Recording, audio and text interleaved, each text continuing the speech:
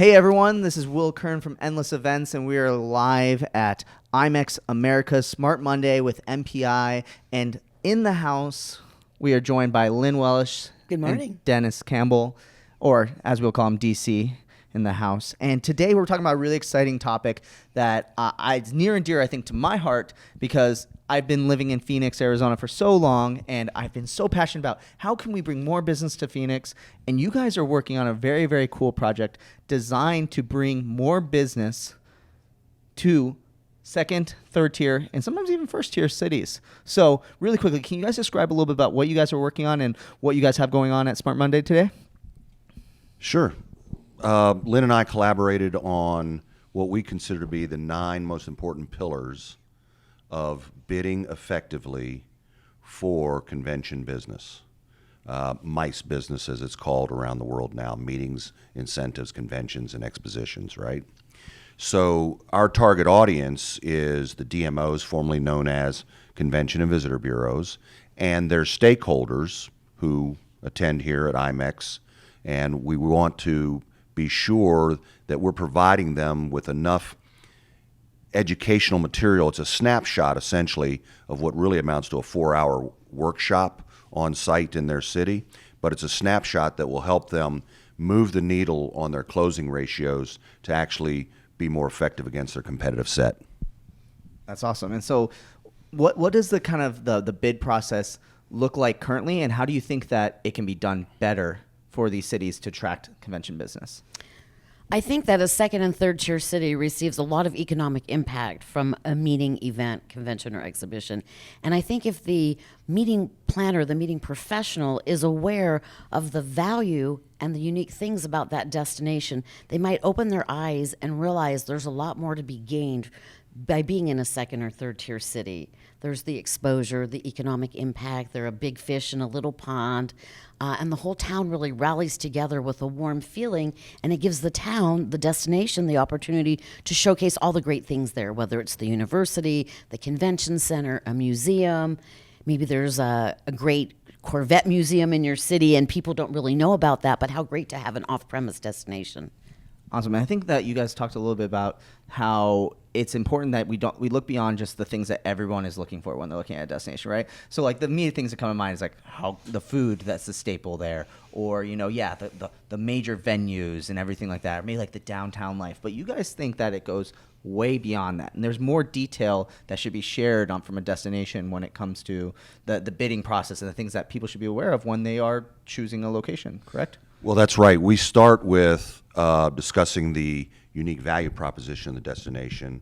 We then kind of flow towards a flawless site tour, then tips and tricks on the written bid process.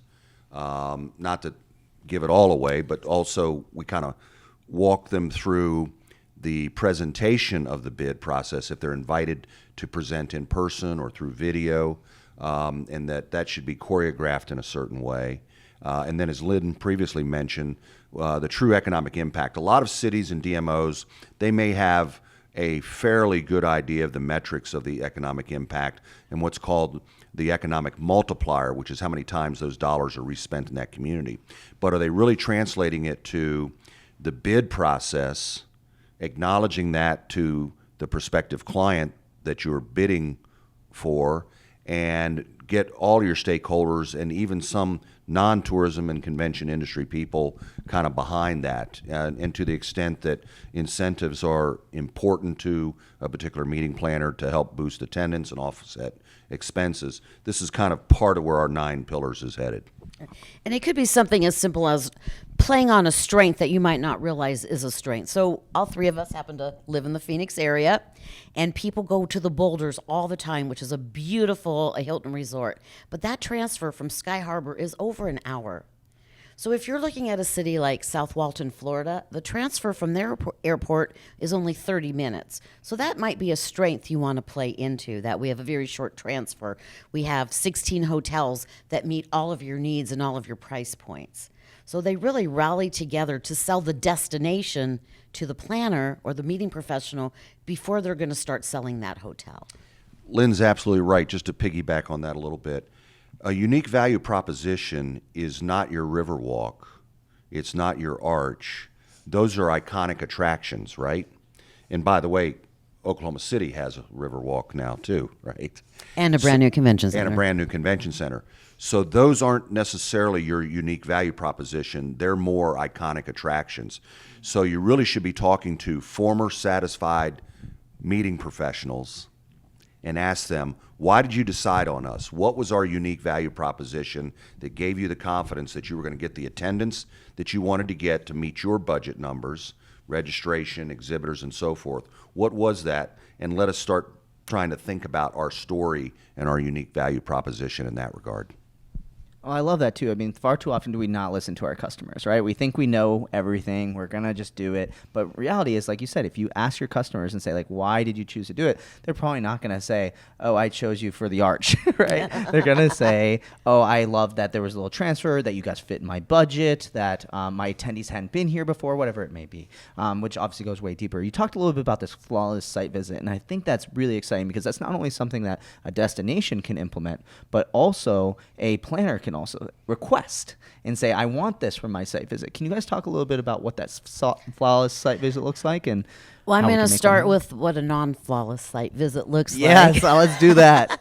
So as a meeting professional, think about it. How many times have you landed in a city and you've been picked up in a limousine and there's been a bottle of champagne and a very nice note, and then you get to your room and there's a bouquet of flowers and another bottle of champagne and fruit? But at what point have you had the experience of that destination? Right? You've just been shown the nice things in life. And as planners, we've all seen that. It's hard to top what we've already experienced. So we think you need to step back and approach it from a different lens. She's so right. There are some do's and some don'ts. We cover that in our program.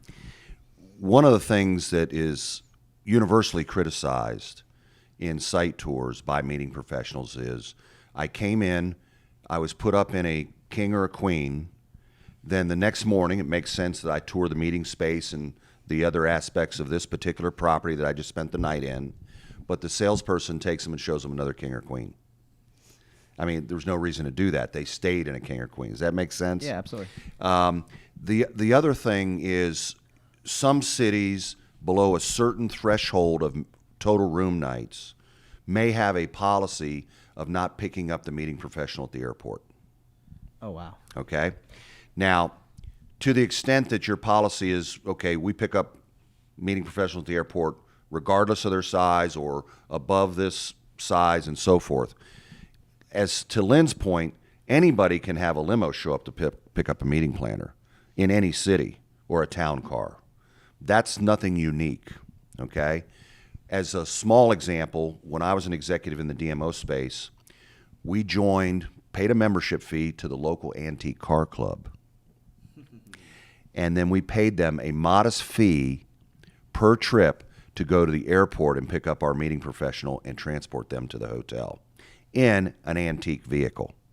Whether it was an old Buick, an old Oldsmobile, an old Cadillac, and what a unique experience for that meeting professional that they won't forget, that they had that experience over 5 other cities that they just toured that are on the short list, right? So that's just a small example of flawless. The other thing that I think all too common happens, and Lynn, you weigh in here, is don't have a meeting professional and the DMO representative show up at a venue or a hotel or a meeting with a AV company and say, oh, yes, let me go down the hallway and get them. I'll let them know you're here. They should be at the front door waiting on you, because plus or minus a minute with text capability now, you know when they're going to land, and you have the itinerary, so you know when they're going to land in your venue or in your hotel. And to the extent that you can have all the executives to help greet them as a indication of how important their business will be to us is also great. Right. And my friend Nancy used to work at a hotel in Sonoma, and she did a little backwards. When the meeting professional was citing, she would come in and say, hi, I have a table set up with snacks and beverages. Why don't you sit down, gather your thoughts, go ahead and use the restroom. Let's just take about 8 minutes, and then I'll go ahead and cite you and give you the tour. And she would do it backwards. She'd take them into the meeting space and then through the back hallway. So she would take them right into the banquet kitchen, by the red lines on the wall so they could actually see what the back hallway looked like. And then her general manager would come at the end and he would say, I'm confident Nancy gave you a fabulous tour. I want you to know how important your business is to my hotel so that my maids can earn a living that day, my bellman can earn a living that day, my chef can continue to create fabulous locally organic food. And he really put it on at the end to show them. And although at times her property was a very okay hotel, she got more business through that because they really cared. They really valued the business and they wanted it. She didn't necessarily spend time on showing the pretty room with the 800 count linen and the brand new amenities in the room. She focused on what the planner is really interested in, and that is, where do I feed my guests, where's my general session, and where do I show my acknowledgement for my sponsors and my exhibitors. And I think that personal touch to show that you care really elevates your ability to make that sale. And when you're a second or third tier city, you can do that because you have a hometown feel. Yeah. There's an orientation aspect too. If you think about a meeting professional who is touring 5 cities that they believe might make the short list, right? And they might tour those 5 cities broken up into 2-week chunks. But they've also had to tour other cities for multiple meetings that they're responsible for throughout the year, right? And everything starts blending together a little bit, and you kind of have trouble focusing and orienting, even though you take in information and you're very agile. Meeting planners have to be very flexible and agile, right? One tip and trick that we share in this workshop and here at IMEX was that if you, within the first day, if they come in during the day, you can do that. If they come in at night, not so much.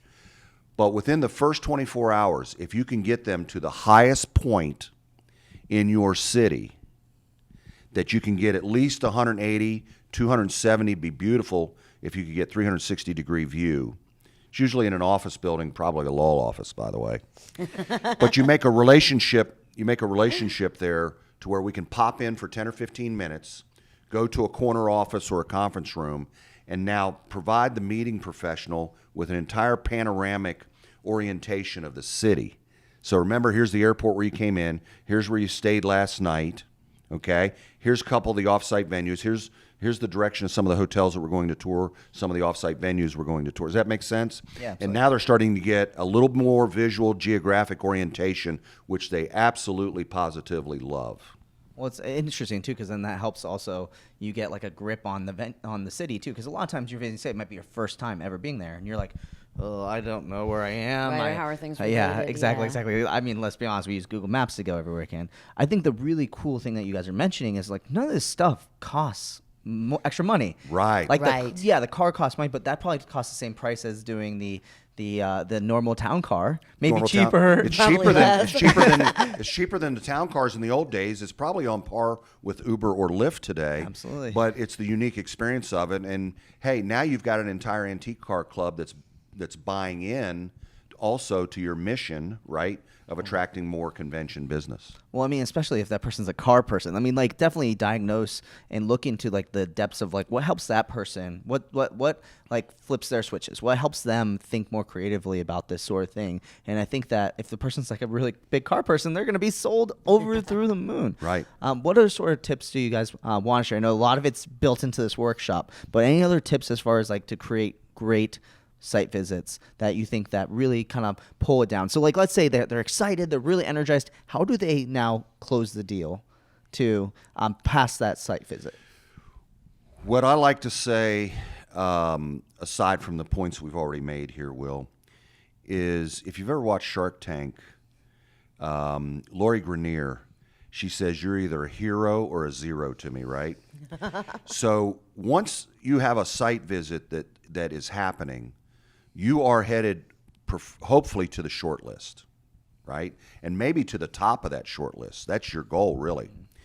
But if you mess it up, you're out. You're a zero. You're going to be knocked out of the top 4 or 5 that they were considering as cities. So the flawlessness of that has to be the choreography of the itinerary, some of these cool little nuances that you throw in there that makes it memorable. I mean, we could drone on about having a little cooking demonstration with an executive chef at a venue where you teach them a new recipe of the local where you of the local cuisine, where you go visit one of the unique venues and show them how you can set up this venue for a cocktail reception or a dinner of 500, right? And time the transportation back and forth for shuttle buses from your headquarters hotel to this off-site venue, all of those kinds of things. Then you can have a discussion about what's the budget. Do we need to provide an incentive from a destination standpoint to pay for that shuttle bus to the off-site venue? Does that help close the deal? Okay. There's one other small aspect, Lynn, and I want to turn it over to you because I'm getting a little mouthy here. The value of a local member in the association world, okay? The value of a local member who is committed and motivated to get behind your bid is invaluable in terms of intelligence inside the organization, and invaluable probably to the headquarters of the association for this person's motivated, they're willing to help, the destination is doing the heavy lifting, and that can be all the difference in the world of closing the deal for your destination versus another destination where the local members are kind of metza. Lynn, Right. you want to add something? Yeah, I think it's really important to look at the RFP as well. I mean, I know in hotel sales, we get so excited about the features, advantages, and benefits of our property, but that could not be in alignment with what the RFP is looking for. So I recently did a site selection where it was 60 women for an annual conference, and they wanted to show us things that weren't. Our people wanted to be close to a downtown area, so shuttles were important, airport shuttles were important. We didn't ask for spa. We didn't ask for golf. We didn't ask for team building. So really, I don't necessarily, if you're showing me that, that's lovely, but that's telling me that you didn't really take the time to see what I really needed and what I wanted. And I want to look at your beautiful gardens, but my meetings are going to be inside. So take the time to really analyze and look at what the planner is looking for. I think another important tool is in your presentation. When you tie that RFP up and you do your proposal, you need to find out, here is a good trick. If you want to know a good tip from me, go ahead and contact the administrative professional to the person that's doing the site and find out how they want that presentation to be. Do they want it to be electronic? Do they want it to be in paper? Do they want it to be a PowerPoint? Do they want it to be a video? You know, kids today like Prezi. So how do they like to receive information and how do they like to process it? And I think that's crucial too in receiving their vote of confidence that yes, you heard them and you know what their likes and dislikes are. Ooh, I love it. I love that you bring up different formats in it. And I know that one of the important things about this entire process is that we talked a little bit about site visits and going down in person, but this also can be extended beyond that into marketing materials and everything like that. And I know you have a very specific example of how someone did a really good job almost giving a site visit, but through video. Can you kind of explain that? Oh, sure. So I was at WEC. Thanks, Toronto. It was awesome. And the city of Tampa, I see a lot of videos in my travels when I speak. The city of Tampa, kudos to you. Their video was from the eyes of you as a planner landing at the airport. So as you're walking through the airport to pick up your luggage, to look for your shuttle, to get on that transportation, as you travel to the city, it's like you're actually viewing it, almost like an avatar. You're going through and seeing everything that Tampa has to offer for the first time. And I loved that because so many times you see videos for destinations and they want to focus on their really pretty restaurants and the delicious craft And the beer beaches and the the beaches, sunsets. right? And so there's a lot of great craft beer, and every city has that. And there's a lot of beautiful sunsets and a lot of gorgeous mountains you can hike. But to be able to see that for the first time through the eyes of someone else like they're your own, that left me with such an impact. I almost want to go to Tampa now. Absolutely, and it doesn't take that much to do. I mean, you just need a professional videographer, one video, and boom, they can use that for years to come. Right.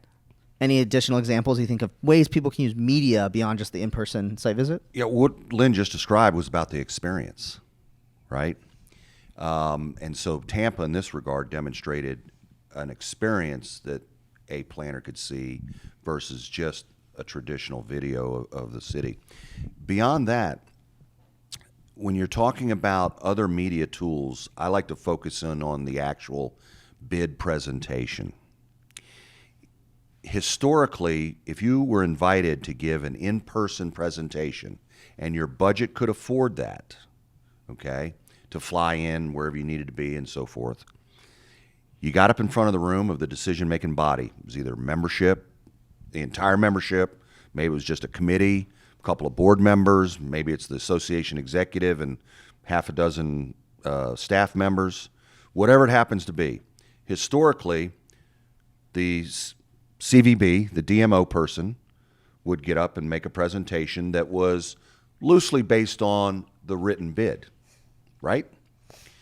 What we're sharing with these folks is, no, choreograph it as if you are a Broadway theater director, okay? So for example, if you've got 4 people there, you've got a headquarter hotel salesperson, you have a salesperson from the DMO, maybe you have somebody from the convention center, okay? So you have 3 or 4 people. Just choreograph it where you're bringing all 4 people from different parts of the room when you start your presentation, and you start a script and dialogue and delivery of your presentation in a themed manner, and that theme can center around the association and what they are, or maybe it's centered around the theme that they said the 2021 conference is going to be, if they've identified that. But nonetheless, it's about entertaining, educating, and engaging in a more unique manner than just standing in front of the room and saying, well, you have our bid in front of you and want to give you some highlights of that so that you understand, right? So, Right. So as you know, Will, it's all today about the interactive experience that your participants having. And you want to create that excitement when you're giving your presentation. You want it to be engaging, interactive, unique, and thoroughly thought out. So when that person leaves, they can go, wow, I totally want to go to Tampa. I want to take that ride. Not, oh, how is that restaurant different? What is their local vor food? How is that different? We in Arizona have a lot of food that is also that way, and a lot of great craft restaurants. So. and by the way, Will, if you're not invited to a presentation, they just want to look at the written bid, but they'll say, well, if you've got a video of that you want to present, send that over too. We're not talking about the video that is a promotional advertising piece of your company. Yeah. We're talking about creating a video as if you were on site live for the presentation in a choreographed manner. You can send that very easily to your point of contact meeting professional, and they can distribute that to the rest of the decision-making body. And so even though you may not get invited or maybe your budget doesn't allow it, today's technology doesn't prevent you from creating a video very, very reasonably. I love it. I think what's interesting about everything that you've shared so far is we obviously are talking primarily for destinations, but this can be applied for every business out there. Like planners can read this, suppliers can view this, and this is how we should be presenting the future of presenting business. Right? Absolutely, absolutely. Which I think ties into kind of like your guys' general theme of closing more business in general as well. Right. So I see what you guys did there. You guys you mind tricked me, Jedi mind tricked me into this. What sort of tips, additional random tips would you guys have for people, not only destinations, but also maybe how can planners also start to get a better bid process from their destinations for as well? Exhibitors and sponsors, so forth. Yeah. Lynn, you want to talk about the tips and tricks of the story of your story, and not as much copy, more. Yeah. Right. You want to focus on the destination. Everyone should come together. And sometimes it's great. You can have maybe the mayor show up or the vice mayor show up and just say, we're so glad to have you here. Let me tell you something unique about our town. Or let me tell you something unique about our museum. Let me tell you why we're a perfect match for you. When you're going through the positives, the features, advantages, and the benefits, let me tell you why we want your business. Dennis was in Albuquerque. So we in Albuquerque have this, that, and the other thing to offer. Great museum, right? Great college, right? Yeah, University of New Mexico. 2 seconds from Taos. Fantastic university. Right, very close to Taos, very close to Santa Fe. Well, I wouldn't say 2 seconds unless you're, flying, but right, but you can come in and extend your trip. 2 hours. Yeah, you can do pre and post. And those are things too, because today people are doing pleasure, business and leisure together. Right. So you want post and pre for them to come in and stay after, and that affects everything too. You want to look like you are aware of everything and you know what's going to make them feel at ease. And to your point, Will, about meeting professionals being able to extend this to getting more exhibitors and more sponsorships, perhaps the DMO, through a partnership, can create videos and talking points that can be provided to meeting professionals. So they say, look, we've selected this destination for 2021, okay? And we're distributing a video to our exhibitor community so that you can kind of get a feel for the destination, and it can be a walking tour of that, a la what Lynn described that Tampa did.